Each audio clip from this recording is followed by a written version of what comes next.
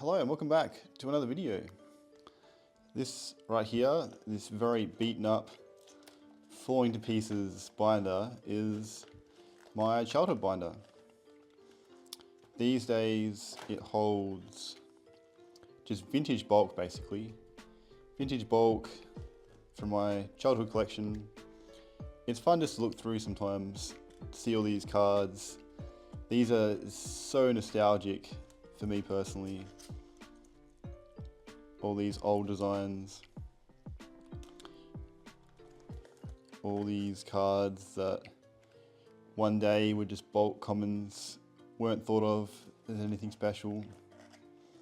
Still really, some of these are not worth much at all, if anything. Base set, jungle, fossil.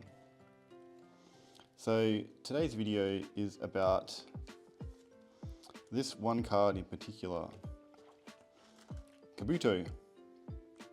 So we're in the middle of the Kabuto revival, the Kabuto Renaissance, and suddenly this guy has gone from one of the most forgettable commons in Fossil, in vintage Pokemon, to the hot topic of the month.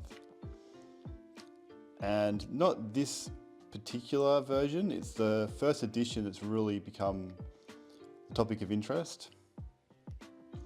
But I'm sure it'll also lead to the feedback of this card getting some more popularity as well. This is just a common Fossil Kabuto. Very easy to get. A lot of packs would have had them.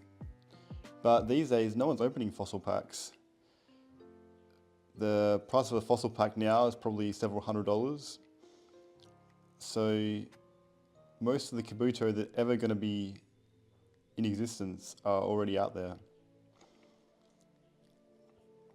So basically what sparked the Kabuto Renaissance, Kabuto revival, is someone, I think it's on possibly Instagram or Facebook or somewhere like that, has been collecting Fossil Kabuto first editions.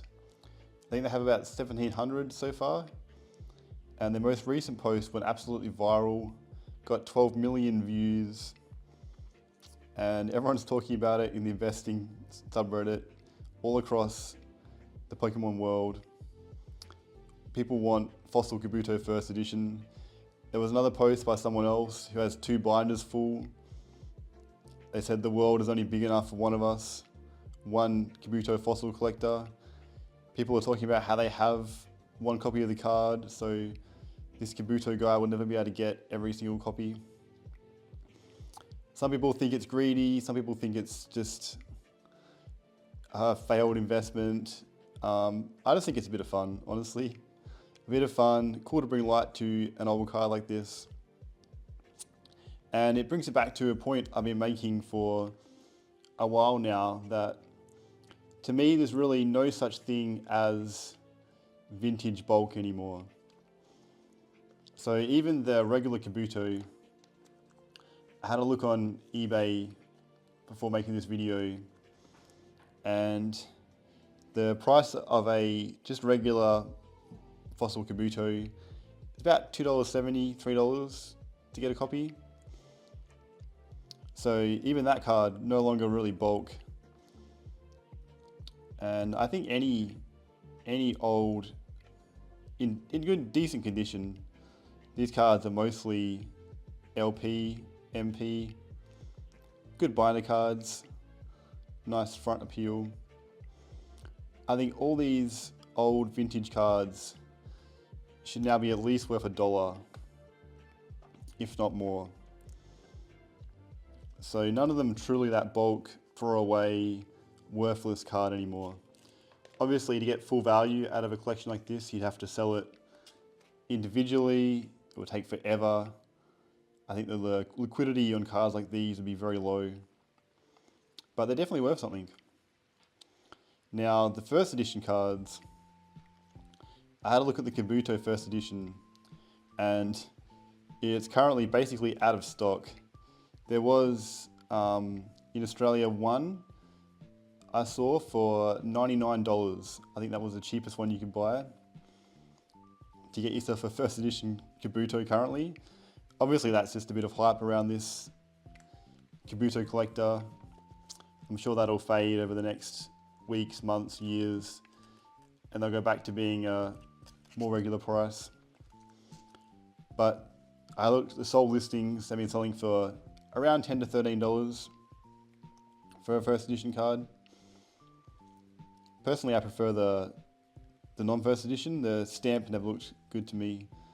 I think I had an association with first edition cards to fake cards, because whenever I saw a fake card, it always was first edition. And first editions just weren't that common in my area of regional Australia. But yeah, I think none of these cards are actually bulk. I think if you have any of these, you definitely shouldn't be giving them away. They all have some sort of value. This is the classic Mickey Tanaka artwork. Mickey Tanaka? Yeah. I think, did they redo this artwork for Pocket, I think, maybe.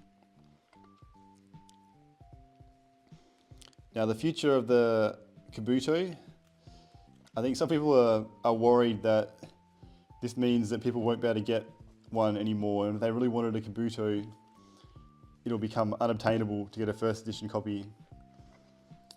Personally, I think that's not really something to worry about. I think the supply on a common, even for first edition, the amount out there is just so beyond comprehension with the original print runs of some of these cards that it's going to take a lot more than 1,700 copies to pull the price up significantly. Now, obviously, there's a temporary shortage where most people who have a first edition Fossil Kabuto, at this point, they've had it for 5, 10, 15, 20, 25 years. So they're probably either not in a hurry to sell it off, maybe it's part of their set, or most likely they're just not following Pokemon actively at the moment.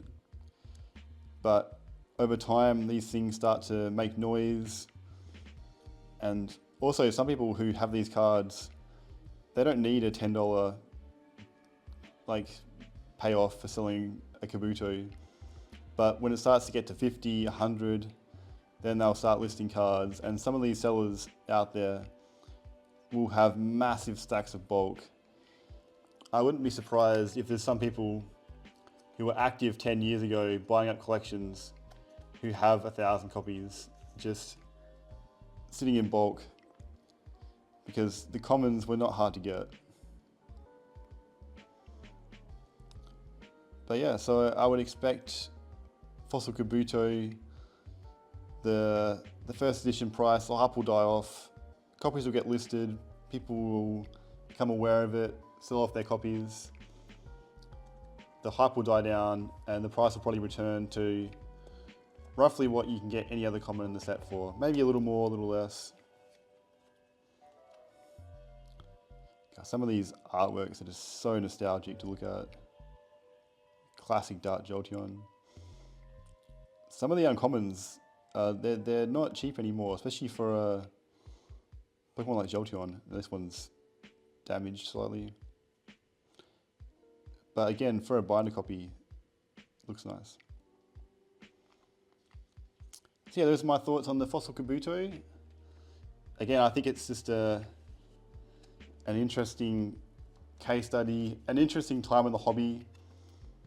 These stories come and go. And who knows what card it'll be next. You know, maybe someone starts collecting Dark Dragonair, Gloom, Dark Jolteon. And for cards that are actually rarer, like a holo rare, even a non-holo rare, that's when buying 2,000 copies will actually start to possibly affect the price, because the less the supply, the quicker that has an impact on the market. When someone lists 500 first edition Fossil Kabuto for $20 each, the price is not going above $20 for a long time. But when only 5 are listed of say a holo for $20 each or $200 each, they can be bought up a lot faster. It's always easier to manipulate something with a low population than a high population. So yeah, that's all for now. Let me know your thoughts in the comments below, and thanks for watching.